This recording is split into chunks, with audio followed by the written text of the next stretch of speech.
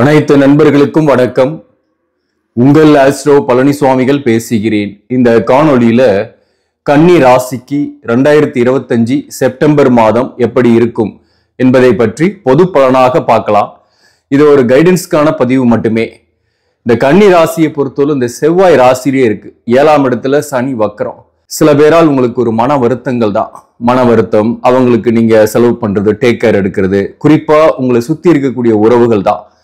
அது வாழ்க்கை துணைவராக இருக்கலாம், தாயாராக இருக்கலாம், அல்லது பிள்ளைகளாக இருக்கலாம், அல்லது தந்தையாக இருக்கலாம். இப்படி இடைப்பட்ட உறவுகளுக்கு மத்தியில சிக்கிக்கிட்டு சில மன வருத்தங்களை அடையக்கூடிய காலகட்டம் தான். இந்த செவ்வாய் பயிற்சி என்பது செப்டம்பர் 13ஆம் தேதிக்கு பிறகுதான் உங்க மைண்டே கொஞ்சம் ரிலீஸ் ஆகும். மாதத்தை பொறுத்தவரையிலும் கனவு காணும் வாழ்க்கை.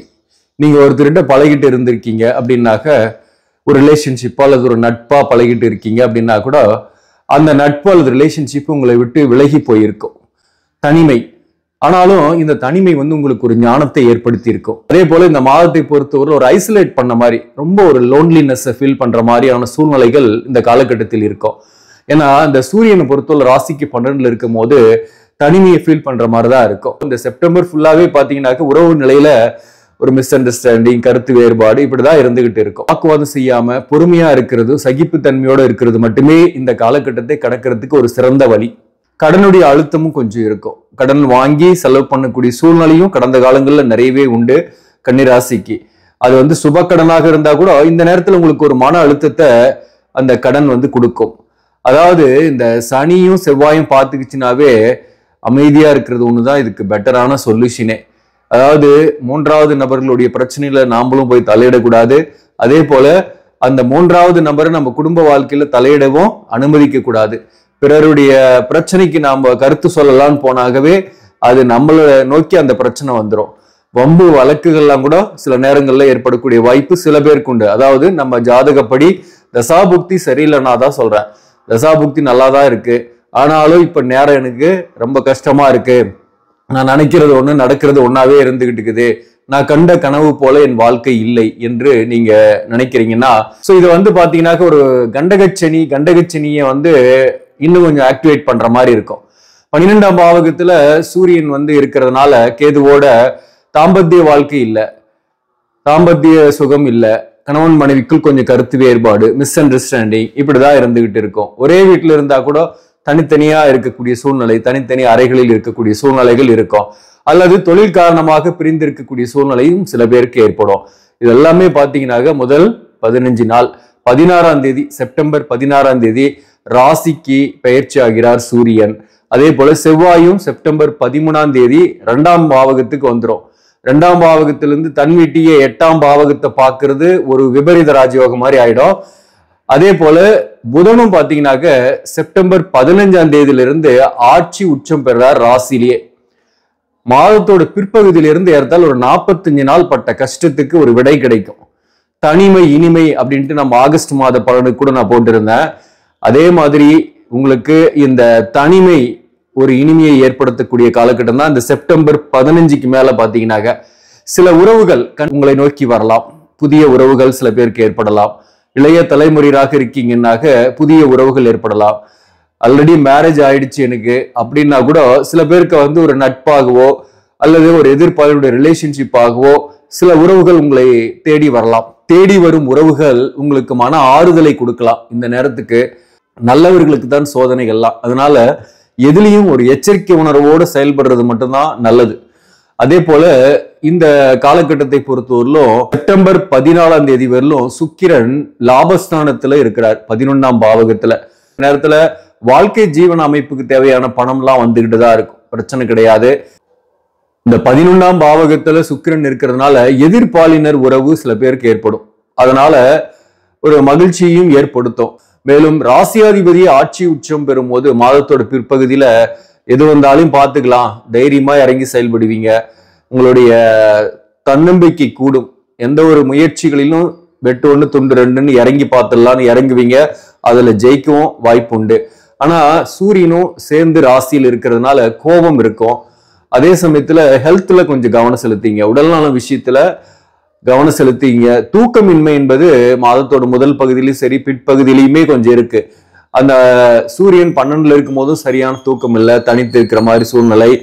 அதே போல ராசியில சூரியன் வரும்போதும் விழித்திருந்து வேலை பார்க்குற மாதிரி சூழ்நிலை இருக்கும். அதனாலேயே பாத்தீங்கன்னாக்க கோபம், டென்ஷன், சில சந்திக்கக்கூடிய நபர்களால டென்ஷன், கோபம் வர்றது மற்றும் வந்து பாத்தீங்கன்னா உடல்நலத்துல சின்ன சின்ன தொந்தரவுகள் ஏற்படக்கூடிய வாய்ப்பும் சூரியன் ராசியில் இருக்கும் போது ஏற்படும். ஆனா புதன் இருக்கிறதுனால புத்திசாலித்தனமா செயல்படுவீங்க. சில பிரச்சனைகளுக்கு முடிவுகளும் காண்பீங்க இந்த காலகட்டத்துல. குறிப்பா சூரியன் ராசியிலையும் 7ஆம் இடத்துல சனி இருக்கிறது தந்தையின் உடல்நலத்துல கவனம் செலுத்தீங்க. அதே போல மாதத்தோட பிற்பகுதியில சுக்கிரனும் 12ஆம் பாவகத்துக்கு வந்துடும். அதாவது செப்டம்பர் 14ஆம் தேதியிலிருந்து சுக்கிரன் 12ஆம் பாவகத்துல இருக்கிறதுனால பாக்கியாதிபதி 12ஆம் பாவகம், சூரியனுக்கு சனி பார்வை. அதனால தந்தையின் உடல்நலத்துல கவனம் செலுத்தீங்க. தந்தையை விட்டு பிரிந்திருக்கக்கூடிய சூழ்நிலை சில பேருக்கு ஏற்படும். தந்தையுடன் கருத்து வேறுபாடு சில பேருக்கு ஏற்படும். குரு பகவானை பொறுத்தவரையிலும் 10ஆம் பாவகத்துல இருக்கிறது உங்களுக்கு வேலை மாற்றம், இடமாற்றத்தை ஏற்படுத்தும். சனியும் வக்கரமா இருக்கிறதுனால வேலையில் இருப்பவர்களுக்கு, பிரைவேட் வேலையில் இருப்பவர்களுக்கு வேலையை விட்டுட்டு இன்னொரு வேலைக்கு போற மாதிரி சூழ்நிலை, வேலையில சில நெருக்கடி ஏற்பட்டு அப்புறம் வேற கம்பெனிக்கு மாறக்கூடிய சூழ்நிலை அல்லது டிபார்ட்மெண்ட் சேஞ்சஸ் ஏற்படக்கூடிய சூழ்நிலை இந்த காலகட்டத்தில் இருக்கும். வேலையை விட்டுட்டு இன்னொரு வேலைக்கு போகும்போது இன்னொரு வேலை கிடைச்சா இருக்கிற வேலையை விடுங்க, இல்லைன்னா இந்த வேலையிலே இருக்கிறது நல்லது. அவசரப்பட்டு பேப்பர் போடக்கூடாது, பொறுமையா இருக்கணும், செயல்படணும் வேலை விஷயத்துல. அது வந்து குறிப்பா சனி உங்க ஜாதகத்துல வக்ரம் ஆகலைன்னா வேலையில நெருக்கடி இருக்கும். அது வந்து குறிப்பா வந்து பாத்தீங்கன்னா இன்ஜினியரிங், ஐடி போன்ற துறைகளில் இருக்கீங்கன்னாக்க வேலையில நெருக்கடி இருக்கும். அப்ப இன்னொரு வேலையை தேடிக்கிட்டு இருக்கிற வேலையை விடுறது நல்லது. பிசினஸ் பண்ணக்கூடியவர்களுக்கு கூட பாத்தீங்கன்னாக்க உங்க ஜாதகத்துல சனி வக்ரம் ஆகலைன்னா நீங்க புதிய திட்டங்கள்லாம் போட்டுக்கிட்டு இருப்பீங்க, வேற ஏதாவது செய்யலாமா அப்படின்ட்டு. வேற ஏதாவது செஞ்சு நம்ம வருமானத்தை ஏத்தலாம் அல்லது வருமானத்தை கூட்டலாம் அப்படின்ட்டு நீங்க நினைச்சுக்கிட்டு இருப்பீங்க. ஆனாலும் அதை தவிர்க்கிறது நல்லது. நவம்பர் 27ஆம் தேதி வரல புதிய திட்டங்களை நீங்க தவிர்க்கிறது நல்லது. பிசினஸ் பண்ணக்கூடியவர்களுக்கு கடன் விட்டீங்கன்னா அந்த பணத்தை கலெக்ட் பண்றதுல கஷ்டங்கள் இருக்கும். அதே போல இந்த நேரத்துல லாபங்கள் எதிர்பார்த்த லாபம் இல்லாம குறைவா இருக்கும். அதே போல எக்ஸ்பென்சஸ் பாத்தீங்கன்னா அதிகமா இருக்கும். விரையாதிபதி விரயஸ்தானத்திலே ஆட்சி பெற்று இருக்கிறதுனால எக்ஸ்பென்சஸ் வந்து கூடுதலாகவே இருக்கும் இந்த காலகட்டத்துல. அதுவும் குறிப்பா ஹையர் பர்ச்சேஸ் நீங்க 100% தவிர்க்கிறது நல்லது. குறிப்பா வந்து வீடு வாங்குறது, சொத்து வாங்குறது, இந்த மாசம் அடுத்த மாசம் 15 நாள் வந்து நீங்க அந்த வீடு, சொத்து வாங்குறது அல்லது ஒரு விலை உயர்ந்த பொருட்கள், கம்ப்யூட்டர், அந்த மாதிரி ஏதோ ஒரு விலை உயர்ந்த பொருட்கள் வாங்குறீங்கன்னாக்க அது உங்களுக்கு வந்து பாத்தீங்கன்னாக்க ஒண்ணு சரியில்லாம இருக்கலாம் அந்த பொருள், அல்லது அதுல அதிக விலை கொடுத்து வாங்குற மாதிரி இருக்கும். ஒரு ஏமாற்றப்படக்கூடிய சூழ்நிலையும் இருக்கும். விரயங்கள் ஆகும். இந்த மாதிரி விரயங்கள் ஆகும். குறிப்பா வந்து பாத்தீங்கன்னாக்க உடல்நல விஷயத்திலையும் கொஞ்சம் கவனம் செலுத்திக்கணும். அதன் மூலம் கூட கொஞ்சம் விரயமாகக்கூடிய வாய்ப்பு உண்டு. அப்ப கொஞ்சம் தான தர்மம் செய்யறது, கோவில் குளங்களுக்கு போறது, மலை பிரதேசத்துக்கு போயிட்டு நீங்க வர்றது, இதெல்லாம் உங்களுடைய மன அமைதியை ஏற்படுத்தும். அதே போல ஒரு டிராவல் பண்ணீங்கன்னாவே சொந்த ஊரை விட்டுட்டு வெளியூருக்கு கொஞ்சம் டிராவல் பண்ணி பாருங்க. கன்னிராசிக்கு இப்ப இருக்கக்கூடிய நெருக்கடிகள் கொஞ்சம் குறையும். சில விஷயங்கள்ல நீங்க எதிர்பார்த்தது நடக்கல அல்லது முயற்சி தடையா இருக்கு, இவ்வளவு இக்கட்டான நிலைமையா இருக்குன்னாக்க திருவண்ணாமலைக்கு போயிட்டு வாங்க. திருவண்ணாமலை கிரிவலம் போயிட்டு வாங்க பாருங்க. உங்களுக்கு வந்து பாத்தீங்கன்னா அந்த இக்கட்டான சூழ்நிலையிலிருந்து ரிலீஸ் ஆவீங்க. ஒரு கடன் பிரச்சனை ஒரு இக்கட்டா இருக்கு, அல்லது கணவன் மனைவி உறவு நிலை ஒரு டென்ஷனா இருக்கு அப்படின்னா திருவண்ணாமலைக்கு போயிட்டு வரும்போது கூட கிரிவலம் போயிட்டு வரீங்க. ஏதோ ஒரு நாள்ல போங்க, பௌர்ணமி நாட்கள்ல தான் போகணும்ல, எல்லா நாள்லயுமே திருவண்ணாமலைக்கு கிரிவலம் போலாம். பிரதோஷ நாள்ல போனா ரொம்ப நல்லது, பௌர்ணமியில போனாலும் நல்லது, அமாவாசை நாட்கள்ல போனாலும் நல்லதுதான். அதுல உங்களுக்கு கூட்டம் குறைவாக இருக்கக்கூடிய நாள்ல போயிட்டு இரவு நேரங்கள்ல கிரிவலம் போங்க பாருங்க. உங்களுடைய மன அமைதிக்கு ஒரு மருந்தா இருக்கும். மேலும் தடைகள் நீங்கும், உடல் நலம் ஆரோக்கியம் பெறும். இப்ப வந்து பாத்தீங்கன்னா உத்திரம் நட்சத்திரத்தை பொறுத்தவரையிலும் வருமானத்துல ஒரு ஏற்ற இறக்கம் இருக்கும். பிசினஸ் பண்ணக்கூடியவர்களுக்கு தான், மாத சம்பளம் வாங்குறவங்களுக்கு அஸ்யூஷுவல் இன்கம் வந்துகிட்டு தான் இருக்கும், பிரச்சனை கிடையாது. உத்திரம் நட்சத்திரத்தில் பிறந்தவர்களுக்கு கணவன் மனைவி உறவு நிலையில சில கருத்து வேறுபாடு வந்து போகும்.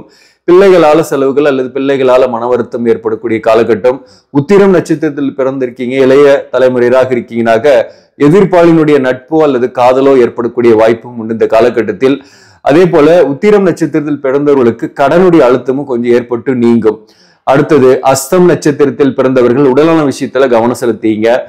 வண்டி வாகனங்கள்ல போகும்போது கவனமாக இருங்க. அஸ்தம் நட்சத்திரத்தில் பிறந்தவர்களுக்கு இந்த காலகட்டத்தை பொறுத்தவரையிலும் ஒரு வெளியூருக்கு ஒரு நீண்ட தூர பயணம் போயிட்டு வர மாதிரியான சூழ்நிலை கூட அமையும். வாழ்க்கை துணை விட்டு சற்று பிரிந்திருக்கக்கூடிய சூழ்நிலை தொழில் காரணமாவது ஏற்படக்கூடிய வாய்ப்பு உண்டு. அஸ்தம் நட்சத்திரத்தில் பிறந்தவர்களுக்கு மேலும் படிக்கலான்ற எண்ணங்கள்லாம் மாதத்தோட பிற்பகுதியில் வரும். புதன் ஆட்சி உச்சம் பெறதுனால மாதத்தோட பிற்பகுதியில் ஈவன் உத்திரம் மற்றும் அஸ்தம் நட்சத்திரத்தில் பிறந்தவர் கூட ஃபர்தரா ஏதாவது லேர்ன் பண்ணலாம், ஃபர்தரா படிக்கலாம், வேற கோர்ஸ்ல ஜாயின் பண்ணலாம் அப்படின்ற எண்ணங்கள் இந்த காலகட்டத்தில் வரும். அதை முயற்சி பண்ணலாம். அதாவது மாதத்தோட பிற்பகுதியில புதன் ஆட்சி உச்சம் பெறதுனால எவ்வளவுதான் பிரச்சனை இருந்தாலையும் அதை சமாளிக்கக்கூடிய அளவுக்கு இருக்கும். அதே போல 6ஆம் இடத்துல உங்களுக்கு ராகு இருக்கு, 12ல கேது இருக்கு. இது ஒரு நிலையில பாசிட்டிவ் நெகட்டிவ் கலந்துதான் இருக்கு. 6ஆம் இடத்துல ராகு இருக்கிறதுனால எதிர்ப்புகள், சில பிரச்சனைகள், வழக்குகள் இவற்றிலிருந்து வெற்றிகரமாக விடுபடுவீங்க, அல்லது அவற்றை எதிர்த்து ஜெயிக்கவும் செய்வீங்க. வழக்கு வருதுன்னா பயப்படவே வேண்டியதில்லை, அல்லது வழக்குல இருக்கீங்கன்னா அது பாசிட்டிவான ரிசல்ட் வர்றதுக்கு வாய்ப்பு இருக்கு. இது உத்திரம், அஸ்தம் மற்றும் சித்திரை நட்சத்திரத்துக்குமே சொல்றேன் நானு. வழக்கு இருக்குன்னா அதுல பாசிட்டிவான ரிசல்ட் வர்றதுக்கு வாய்ப்பு இருக்கு. உங்ககிட்ட மோதக்கூடியவர்கள் பிற்பகுதியில இருந்து பாத்தீங்கன்னாக்க உங்களை விட்டு பின் வாங்குவாங்க, அல்லது நீங்க அவர்கள் வழியில் இல்லாம இருப்பீங்க. மொத்தத்துல உங்களுக்கு எதிர்ப்புகள் அடங்கும். மாதத்தோட பிற்பகுதியில தைரியமா செயல்பட்டு எதையும் சாதிக்கக்கூடிய மாதம். நீங்க நினைக்கிறது ஒண்ணு, நடக்கிறது ஒன்னா மாதத்துல முதல் பகுதியில் இருந்தாலையும் மாதத்தோட பிற்பகுதியில நீ நினைக்கிறத எப்படியாவது ஒண்ணு சாதிச்சே தேரணும்னு இறங்கி சாதிக்கக்கூடிய காலகட்டம் தான்.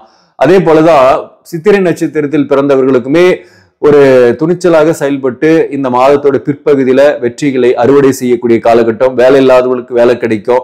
கணவன் மனைவி உறவு நிலையை பொறுத்தவரையிலும் வெள்ளக்கொடியை காட்டிடுறது நல்லது. கொஞ்சம் பொறுமையா கருத்து வேறுபாடு இல்லாம பார்த்துக்கிட்டீங்கன்னாக்க உங்க வாழ்க்கையில எந்த பிரச்சனையுமே கிடையாது. அஸ்தம், உத்திரம் மற்றும் சித்திரை நட்சத்திரத்தில் பிறந்தவர்களுக்கு கணவன் மனைவி உறவு நிலையை கொஞ்சம் அப்பப்போ மிஸ் அண்டர்ஸ்டாண்டிங் வரும். ஒன்னா இருக்கிறீங்கன்னா கூட அப்படிப்பட்டவர்களுக்கு பாத்தீங்கன்னாக்க சற்று விட்டு கொடுத்து போலாம், அல்லது தூரமா இருந்தீங்கன்னா உங்களுக்கு வாழ்க்கை துணைவர்கிட்ட இருந்து ரொம்ப அந்நியமா இருக்கும், பாசம்லாம் நிறையவே வரும். ஆனா கிட்ட வந்தீங்கன்னாக்க ஒன்னா இருக்கும் போது பாத்தீங்கன்னாக்க கருத்து வேறுபாடு, சண்டை சச்சரவுன்னு சில பேருக்கு இருக்கும். அதனால கொஞ்சம் தள்ளி இருக்கிறது கூட இந்த மாதத்தை பொறுத்தவரையிலும் நல்லதுதான், பிரச்சனை கிடையாது.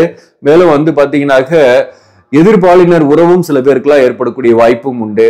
அதே போல இந்த சித்திரை நட்சத்திரத்தில் பிறந்தவர்களுக்கு கடனுடைய அழுத்தம் கொஞ்சம் ஏற்பட்டு நீங்கும். உடல்நல விஷயத்துல கவனம் செலுத்திங்க, வார்த்தைகள்ல கவனம் செலுத்திங்க. மாதத்தோட பிற்பகுதியில செவ்வாய் 2ஆம் பாவகத்துக்கு வந்துடும். 2ஆம் இடத்துல இருந்த செவ்வாய் 8ஆம் இடத்தை பார்க்கறதுனால அது ஒரு இடமாற்றம், ஊர் மாற்றம், பயணங்கள் இப்படி ஏற்படுறதுக்கு வாய்ப்பு இருக்கு. 8 2ஆம் இடத்துல இருக்கும் போது விரயங்கள் ஆகும், கையிருப்பு கரையும். அப்ப புதிய கடன் படாம இருக்கணும், அல்லது புதிய கடன் படுறீங்கன்னா அது சுப கடனாக மட்டுமே இருக்கிற மாதிரி பார்த்துங்க. அகலக்கால் வைக்காதீங்க. அதை பொறுத்தவரை படிக்கக்கூடிய மாணவர்களை பொறுத்தவரையில உடல்நல விஷயத்துல கவனம் செலுத்திங்க. உயர்கல்வி படிக்கக்கூடிய மாணவர்களை பொறுத்தவரையில மாதத்தோட பிற்பகுதியில நீங்க விரும்பிய கோர்ஸ் அல்லது விரும்பிய இன்ஸ்டிடியூஷன்ல சேரத்துக்கான வாய்ப்புகள் வரும். ஃபர்தரா மேலும் படிக்கக்கூடிய வாய்ப்புகள் வரும். கமிஷன், நிலம் சார்ந்த தொழில் போன்ற துறைகளில் இருப்பவர்கள், விவசாயம், நீர் சம்பந்தமான தொழில், உணவு தொழில், ரியல் எஸ்டேட்டு இந்த மாதிரி துறைகளில் இருப்பவர்களுக்கு ஓரளவுக்கு வருமானம் வரும். அது கமிஷன் பேசிஸ்ல ரியல் எஸ்டேட்லாம் பண்றவங்களுக்கு ஓரளவுக்கு வருமானம் வரும் மாதத்தோட முதல் பகுதியிலே சரி. அதே போல பிற்பகுதியில கம்ப்யூட்டர் சார்ந்த துறை, இன்ஜினியரிங் சார்ந்த துறைகளில் இருப்பவர்களுக்கு புதிய வாய்ப்புக்காக வேலை மாறுதல்கள் போன்றவையும் சில பேருக்கு ஏற்படக்கூடிய வாய்ப்பு உண்டு. அது கவனமாக வேலையை மாறுங்க. 10ல் இருக்கக்கூடிய குரு ஒரு அன்சாட்டிஸ்பேக்ஷனை வேலையில ஏற்படுத்திக்கிட்டே இருப்பாரு. இந்த மாதத்தை பொறுத்தவரையில வழிபட வேண்டிய தெய்வம் சிவபெருமான் தான். திருவண்ணாமலை கிரிவலம் போயிட்டு வாங்க. நண்பர்களே, இந்த பதிவு உங்களுக்கு பிடிச்சிருந்தாக லைக் பண்ணுங்க, இதை மற்றவர்களுக்கும் ஷேர் பண்ணுங்க. இன்னும் நம்ம சேனலை சப்ஸ்கிரைப் பண்ணாம பாக்குறவங்க சப்ஸ்கிரைப் பண்ணி கண்டினியூ பண்ணுங்க. இதன் மூலம் உங்களுக்கு ஒரு சரியான ஜோதிட தகவல்களும் ஆன்மீக தகவல்களும் கிடைக்கும். நன்றி, வணக்கம்.